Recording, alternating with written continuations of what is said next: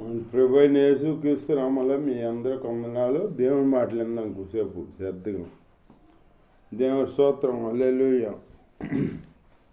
ఆయన తన 12 మంది శిష్యులను పిలిచి సమస్త దెయ్యముల మీద అధికారం, రోగాల మీద, రోగాలు నయం చేస్తాకి, దేహాన్ని నిలబడతాకి అన్నిటి మీద అధికారం ఇచ్చాడనమాట. శిష్యులకి అధికారం ఇచ్చి పంపించాడనమాట.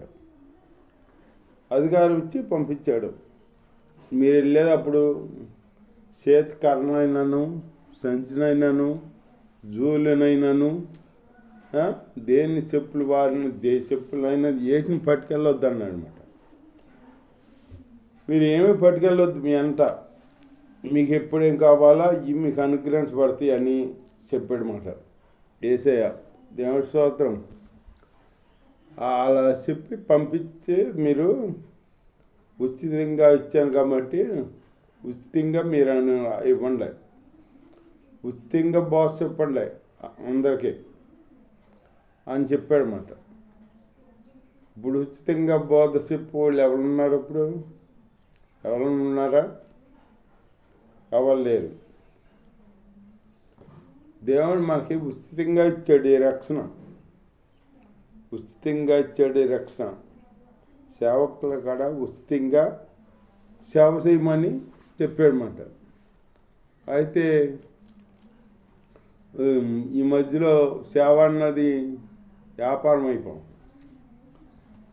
అయిపోతుందన్నమాట.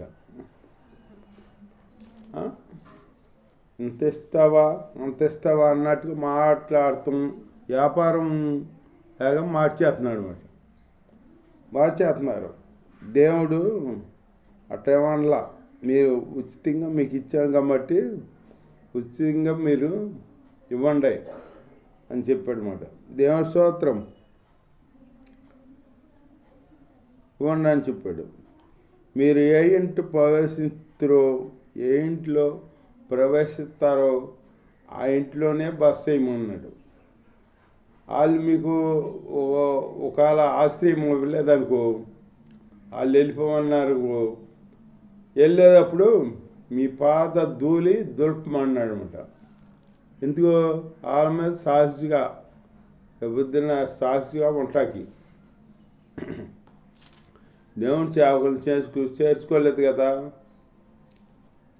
చేర్చుకోలేదంటే దేవుని కదా చేర్చుకోనట్టే అని ఆ మీ కాల దులిపిమన్నాడు అనమాట, సాక్షిగా ఉంటాకి. దేవుని స్తోత్రం. మనిషి కుమారుడు బహు శ్రమలు పొంది పెద్దల చేతను, ప్రధానుల చేతను, శాస్త్రుల చేతను హింసించబడి చంపబడి 3వ దినమున లేచుట అహత్యం, అంటే 3వ దినాన్ని లేగుతానని చెప్పాడన్నమాట. శాస్త్రుల చేత, ప్రధాని చేత, అధికారులందరి చేత దూషింపబడి, సిలువేయబడి, సమాధి చేయబడి 3వ దినాన్ని లేగుస్తా అని చెప్పాడు దేవుడు యేసయ్య. 3వ దినాన్ని లేగుతానని చెప్పాడనమాట. సమాధి చేయబడి లేగుతానని చెప్పిన వాళ్ళు ఎవరో లేకలా, ఒక్క యేసయ్య తప్ప.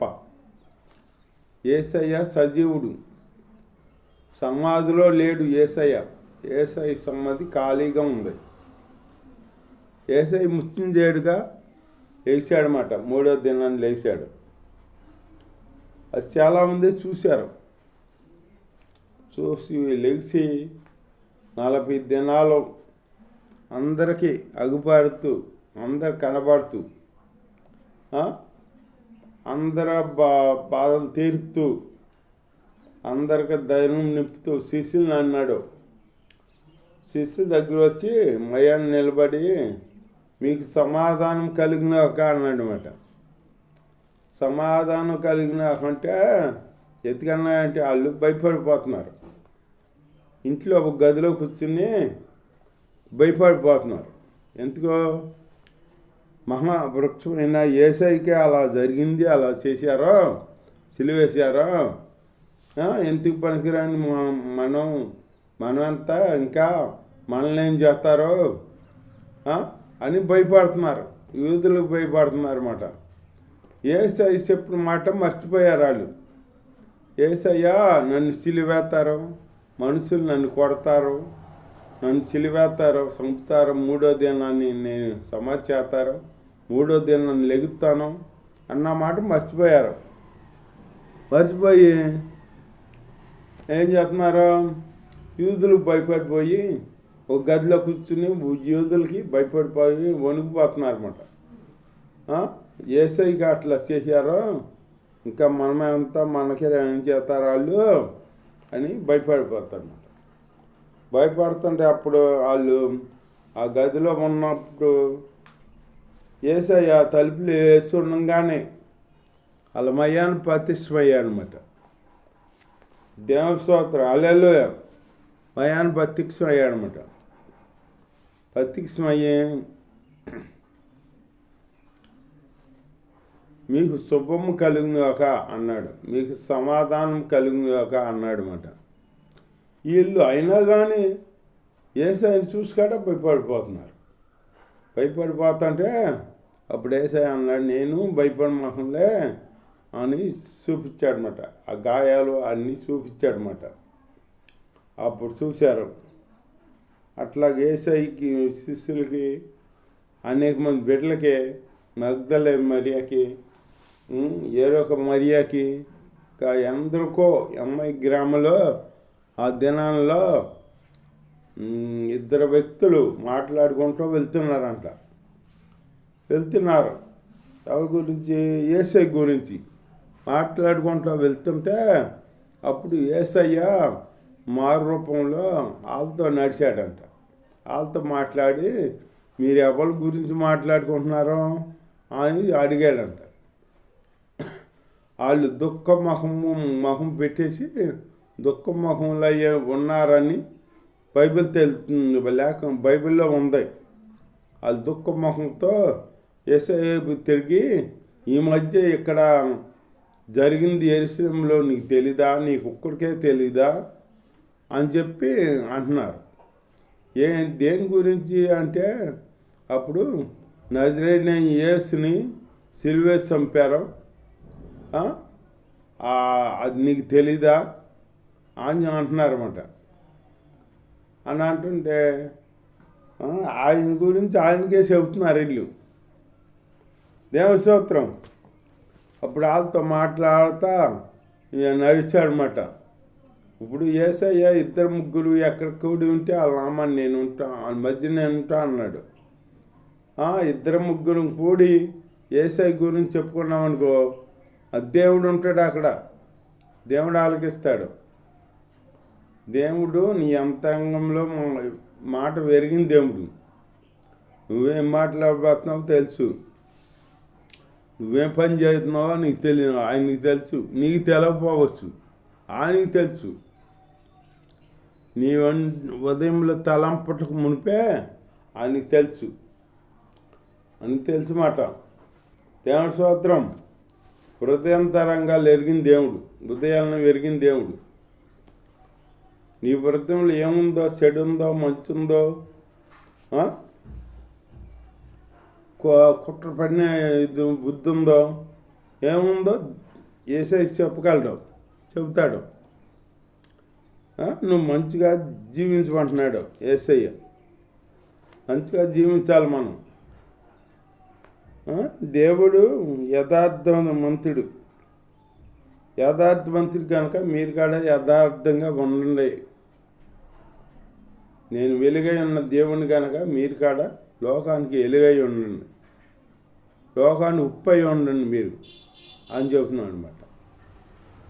ఉప్పు రుచికారం వస్తుంది, అది అర్థంగా పడైతే ఏమవుతుంది, కాలుతో తొక్కుపడుతుంది, కానీ దానివల్ల ప్రయోజనం ఉండదుగా ఎవరికే. అట్లాగే పడవేయకుండా ఉప్పు మంచిగా వాడుకోమంటున్నాడు అనమాట. ఉప్పు లాంటి వాళ్ళం, ఉప్పులాగా మనం ఉండమంటున్నాడు అంట. ఉప్పు అయితే రుచికరంగా ఉంటుంది. ఇప్పుడు ఏదైనా కూర వండారనుకో, అన్నీ వేసి చూడు, నన్ను వేసి చూడు అందంట ఉప్పు. అట్లాగే ఉప్పు అయిపోతే అదేం బాగోదు. ఉప్పు వేస్తేనే కానీ అప్పుడు రుచి తెలీదు, అందులో రుచి ఆ ఉప్పులో ఉన్న గొప్పతనం అది. అందుకే మనం దేవుడు ఉప్పు లేకుండా మీరు అన్నాడు. ఉప్పు రుచికరం వస్తుంది కదా, మనం కూడా లోకానికి రుచికరంగా మనకి ప్రయోజనకారులుగా లోకానికి మంచి బిడ్డలు లేక జీవించాలి. అలాంటి జీవితం మనం జీవించాలన్నమాట. దేవుని స్తోత్రం, హల్లెలూయా, జీవించాలి. తర్వాత ఒకటి, అందరూ అనుకుంటున్నారా ఈయన ఎవలంట, యోహానా లేకపోతే ప్రవర్త, ఇర్మ్యా లేకపోతే ఎవలో అని అనుకుంటున్నారు. వీళ్ళు అందరూ అనుకుంటుంటే ఆ శిష్యులు చెప్పారన్నమాట, నిన్ను గురించి అందరూ అనుకుంటున్నారో యోహానని, ప్రవర్త అని, ఇర్మియా అని, ఎవరో ప్రవర్త లేచాడని చెప్పుకుంటున్నారో అని చెప్పారు ఈ శిష్యులు. దేవుని స్తోత్రం, హల్లెలూయా. చెప్పేటప్పటికి యేసు ప్రభువు అన్నాడు, మీరైతే ఏమనుకుంటున్నారో నా గురించి అన్నాడు.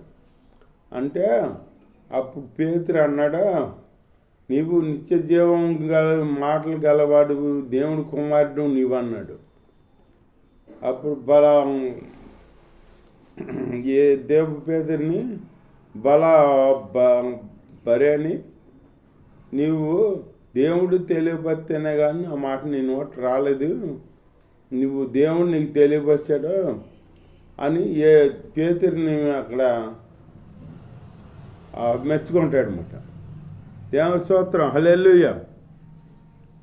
అట్లాగే అందరూ వెళ్ళిపోతున్నారా, మీరు కాడ వెళ్ళిపోతారా అని అంటే అన్నాడు పేతురు నిత్య జీవం మాటలు కలిగిన వాడు నీవు, నీ దగ్గర నుంచి మేము ఎక్కడికి వెళ్తాం ప్రభువా, మేము ఎక్కడికి వెళ్ళి బతకగలం, ఎక్కడికి వెళ్ళి జీవించగలం, నీతోనే ఉంటాం మేము అని అన్నాడు దేవుడితో. దేవుడి స్తోత్రం, హల్లెలూయా. అట్లాగే దేవుడితో ఉండాలని మనం కోరుకోవాలి.